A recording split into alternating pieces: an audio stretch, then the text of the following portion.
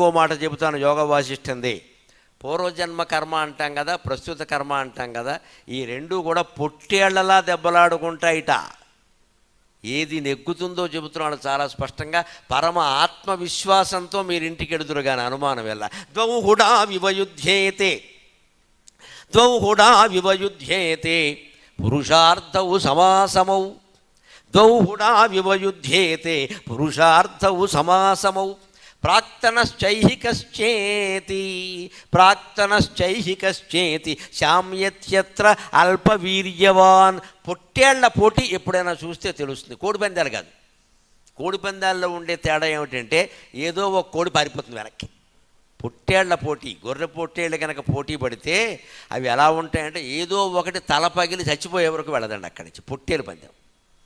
పొట్టేళ్ళ పందాలు తల పగలాల్సిందే, అంతవరకు పోదండి. ఇలా ఠక్కి ఠక్కి ఠక్కి ఠక్కి గుద్దుకుంటూనే ఉంటాయండి. అంత పౌరుషం వాటికి. సరిగ్గా ద్వౌ హుడా వివయుధ్యేతి. సంస్కృతంలో పొట్టేళ్ళని ఏమంటారంటే హుడహ అంటారు. హుడవు హుడాహ అని ఉంటుంది. హుడా అంటే హైదరాబాద్ అర్బన్ డెవలప్మెంట్ అథారిటీ అనుకోకండి. హుడహ అంటే గొర్రె పొట్టేలు అని అర్థం అనమాట. ఈ పూర్వజన్మ కర్మ ఏదో ఉంది కదా, మనం దుఃఖం అనుభవించాలండి. ఉదాహరణకి మనకి అది రాసిపెట్టుంది అనుకుందాం.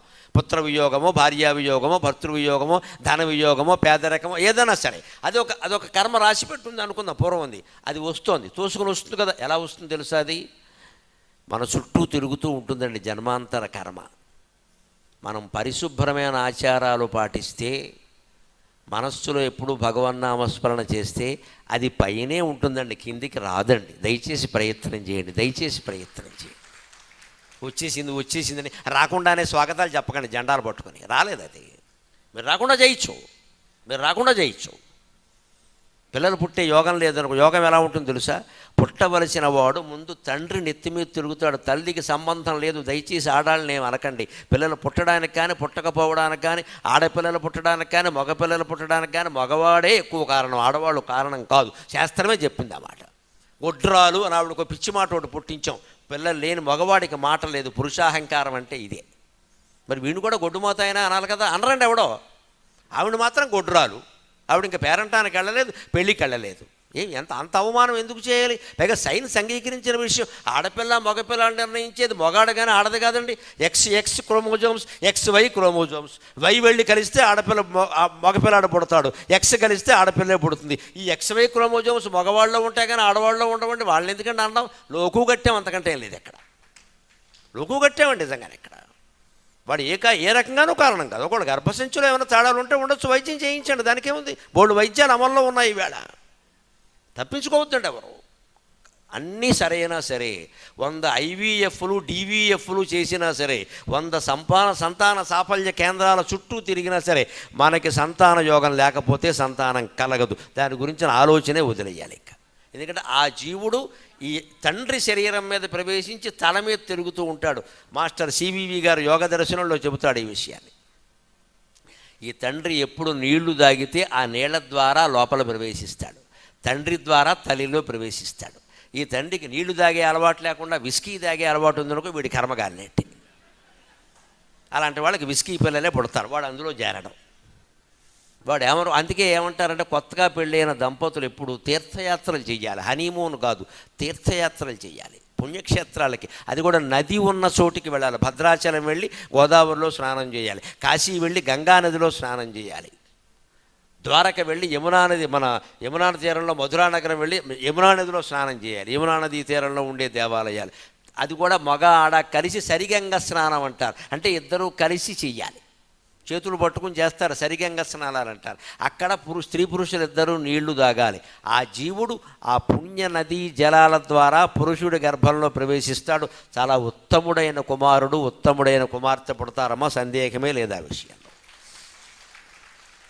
ఎందుకంటే ఈ శరీరం నీటి నుంచే ఏర్పడుతుంది. సైన్స్ కూడా అంగీకరించదు. జీవకణం ఎక్కడుంటుందో నీటిలో పుడుతుంది, గాలిలో పుట్టదు, నీటిలో పుడుతుంది. ఆ నీటి ద్వారా ప్రవేశిస్తాడు. తండ్రి శరీరంతో కలిసి తల్లిలో ప్రవేశిస్తాడు. అక్కడి నుంచి తల్లి శరీరంలో శరీరం ఏర్పడుతుంది. అదే గంగానది నీళ్లతో, యమునా నది నీళ్లతో, కృష్ణానది నీళ్లతో, గోదావరి నది నీళ్లతో ఆ జీవుడు కలిసి తండ్రి గర్భంలో ప్రవేశించి తద్వారా తల్లి గర్భంలో ప్రవేశిస్తే జన్మ జన్మలకి వంశాన్ని నిలబెట్టి కీర్తివంతం చేసేటువంటి మహాకుమారుడు మహాకుమార్తెలు కలుగుతారు, సందేహమే లేదు. అందుకే కొత్త దంపతులు ఎప్పుడూ వెంటనే తీర్థయాత్రలు చేయాలి. 60 ఏళ్ళు 70 ఏళ్ళు దాటాక చేయడం కాదు, వీల్ చైర్ వేసుకుని వెళ్ళడం కాదు. వీల్ చైర్ ఉంటే వీలైన చైర్లో ఇంట్లో కూర్చో, ఎందుకు నీకు యాత్ర పని లేక వెళ్ళే వాళ్ళని బాధ పెట్టడం. ఎక్కడ యాత్రలు చేయాల్సింది కొత్త వాళ్ళు, యువ దంపతులు. 60 ఏళ్లలోగా యాత్రలు అయిపోవాలి. 60 ఏళ్ళు దాటాక యాత్ర వద్దు, మాత్ర వేసుకుని ఇంట్లో కూర్చో, గొడవలేదు. అవి బాగా కలిసి వస్తాయి. అటువంటి సంతానం కలిగితే మంచిదండి. ఊరికే ఈ కుక్కమూతి పిందెలు ఎన్ని పుట్టినా ఒకటే. ఇక్కడ వాడు పుడతాడు 10వ తరగతి దగ్గర నుంచి అన్నింట్లోనూ డింకీలు కొడతాడు, చచ్చి చావాల తర్వాత ఎందుకు పుట్టాడు రా బాబు అని. ఎందుకు వచ్చిన గోలేదు, పుట్టకపోవడమే మంచిది కదా. అందుకని చెబుతున్నారు ఇక్కడ ప్రత్యేకంగా. అంత తాపత్రయపడిపోవలసిన పని ఏం లేదయ్యా. సంతాన యోగం ఉన్నా, ధనయోగం ఉన్నా, దారిద్ర్యం ఉందండి, మన పూర్వజన్మ కర్మ ద్వారా మనకేదో సంపదలు పోయే అవకాశం ఉందండి. ఏ వ్యాపారం చేసినా నష్టపోయే యోగం ఒకటి ఉందనుకుందాం. జాతకం ప్రకారం కూడా చెప్పారు, దాన్ని తప్పించవచ్చు. కంగారు పడకుండా దయచేసి. జాతకాలు చెప్పేవాడు సాధారణంగా ఇది జరుగుతుందని చెబుతారు, కానీ ఇష్టదైవాన్ని స్మరించండి అనే మాట ఉంటుంది. అంటే మీరు దారిద్ర్య యోగాన్ని కానీ ఇతర ఏదైనా దుర్యోగాలన్నింటినీ తప్పించవచ్చు. దేని ద్వారా? ప్రాక్తనశ్చైహికశ్చేతి. నువ్వు ఇప్పుడు చేసేటువంటి జపం ద్వారా, తపం ద్వారా, పూజ ద్వారా, అభిషేకం ద్వారా, నీకు భగవంతుల మీద ఉండే బలమైన విశ్వాసం అనే కర్మ ద్వారా ప్రాక్తన కర్మను మొత్తం తుడిచిపెట్టేయించండి. అనుమానం ఏం లేదు, తుడిచిపెట్టేయించండి. ఇద్దరు దెబ్బలాడుతుంది. రెండు కొట్టుకుంటాయి. ఇలాగా ఎంత కొట్టుకుంటే దౌహుడా వివయుధ్యేతే, పొట్టేళ్ళు కొట్టుకున్నట్టు కొట్టుకుంటాయి. ఏమిటవి? పురుషార్థవు సమాసమౌ, సమానమైన బలాలతో ఉన్న పురుషార్థాలు. పాత కర్మ, కొత్త కర్మ. అదే ప్రాక్తనశ్చ ఐహికశ్చేతి. ప్రాక్తన కర్మ అంటే పూర్వజన్మ కర్మ, ఐహిక కర్మ అంటే ఇప్పుడు నువ్వు చేసే పని.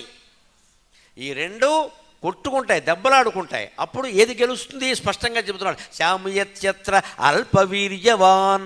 అతి తక్కువ బలం కలిగింది ఓడిపోతుంది, ఎక్కువ బలం కలిగింది నెగ్గుతుంది. అంటే నీ ప్రయత్నమే నెగ్గుతుంది మిత్రమా, అనుమానమే లేదు, నీ ప్రయత్నమే నెగ్గుతుంది. ఆ ప్రయత్నం భగవంతుడిని నమ్ముకుని చేయాలి. భగవద్ విశ్వాసం లేని నాస్తికుడు ఎన్ని ప్రయత్నాలు చేసినా ఒకటే దుంప తగ్గిపోతుంది, అనుమానం వల్ల చుట్టుకుపోతాడు. ఎందుకంటే వెనకాల దైవబలం లేదు. మనకేమండి, మనం భక్తి గురించి మాట్లాడతాం కాబట్టి ఎంతమంది వచ్చారు ఇక్కడ, లేకపోతే వస్తారా? మీకు అందరికీ విశ్వాసం ఉంది కదా, చేయండి. తపస్సు కూడా ప్రయత్నమే, జపం కూడా ప్రయత్నమే, పూజ కూడా ప్రయత్నమే, అభిషేకం కూడా ప్రయత్నమే, ప్రదక్షిణం కూడా ప్రయత్నమే. అవన్నీ భక్తిపూర్వకంగా చేస్తే మన ప్రయత్నం చాలా బలీయంగా ఉంటుంది. ఎంత పాపకర్మనైనా తోసేస్తుంది. దాని కనకధారా స్తవం ఉదాహరణ. దద్యాదయా అనుపవనో ద్రవిణంబుధారాం అస్మిన్ నకించన వికంగ శిశౌ విషణ్ణే దుష్కర్మ ఘర్మమపనీయ చిరాయ దూరం. దుష్కర్మ ఘర్మమపనీయ చిరాయ దూరం నారాయణ ప్రణయిని నయనాంబువాక. కనకధారాస్తవంలో 8వ శ్లోకం ఇది. ఆయన కనకవర్షం కురిపించవమ్మా అని పేద వృద్ధురాలైన స్త్రీ కోసం లక్ష్మీదేవిని ప్రార్థిస్తూ ఏమంటున్నారంటే, అమ్మా నాకు ఇన్ని ఉసిరికాయలు ఇచ్చింది ఈవిడ, పేదరాలు, కట్టుకుందుకు చీర కూడా లేదు, ఆ చీరకి చినుగులు ఉన్నాయి, ఆ చినుగులు కనపడతాయేమో అని తలుపు చాటు నుంచి బయటికి రావడానికి సిగ్గుపడుతోందమ్మా ఆవిడకి ఇవ్వకపోతే ఎవరికిస్తావు సంపదలు? భర్త కూడా బీదవాడు, ఆయన భిక్షాటన కోసం వెళ్ళాడు. ఇంతకంటే పేద సంసారం ఎక్కడైనా ఉంటుందా? లక్ష్మీదేవి నన్ను అనుగ్రహించదలుచుకుంటే ఈ పేద కుటుంబానికి డబ్బిమ్మని శంకరాచార్య అడిగాడమ్మా. ఆయన కోసం ఆయన అడగలేదండి కనకధారాస్తవం.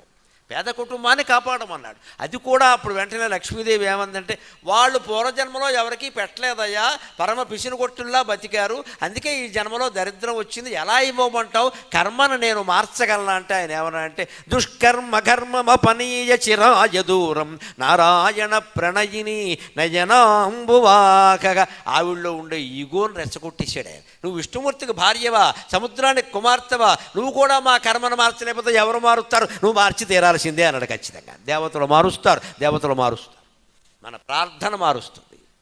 లేదా ముక్కోటి దేవతలు దేనికంటే ఇక్కడ పని లేక. పైగా మనకి హిందూ మతంలో ఉండే గొప్ప సౌకర్యం ఏంటంటే, ఒకళ్ళు మార్చకపోతే ఇంకోళ్ళు మారుతారు. 25 మంది ఉన్నారు, మనకి గొడవలేదు ఇక్కడ. అందుకే మన గొప్ప సౌకర్యం. వీళ్ళు కాకపోతే వాళ్ళు కాకపోతే వీళ్ళు, ఎవడు కాకపోతే జై వీర హనుమాన్ ఆయన మార్చేస్తారు, మొత్తం తోకట్టి కొడతాడు అంతే దేవతలందరినీ, తిరుగులేదు ఇంకా. జై బజరంగ బలి అంతే. అంత శక్తివంతులైన దేవతలు మనకుంటే మతం మార్చే కర్మ మనకేమిటండి ఇక్కడ పని లేక. ఒకవేళ నిజమే ఈయన మీద విశ్వాసం లేదు, ఇంకో దేవుడిని పట్టుకో, ఆయన మన దగ్గరే ఉన్నాడుగా, సోమవారం కాకపోతే శనివారం పట్టుకో, ఇంకో మతం మారాల్సిన కర్మ మనకేమిటండి. అంత ధైర్యాన్ని ఇచ్చేటువంటి ఏకైక మతం హిందూ మతం, ఏకైక ధర్మం హిందూ ధర్మం.